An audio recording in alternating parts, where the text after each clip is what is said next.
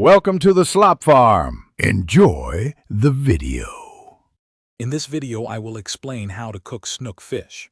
First, choose a fresh snook, looking for clear eyes and firm, bright flesh at your market.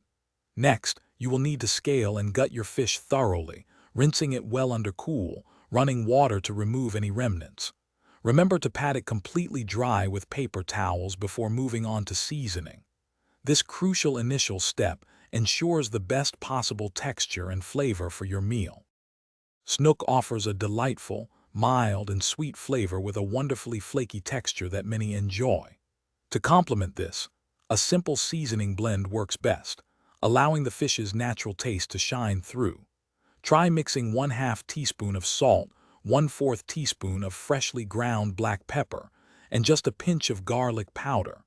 Gently rub this mixture evenly over both sides of your snook fillets, preparing them for the next step. For delicious pan-seared snook, begin by heating 2 tablespoons of olive oil in a sturdy skillet over medium-high heat until it shimmers.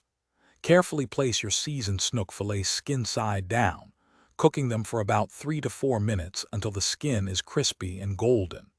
Flip them gently, then continue to cook for another 3 to 5 minutes, or until the internal temperature reaches 145 degrees Fahrenheit. This ensures a perfectly flaky and moist result.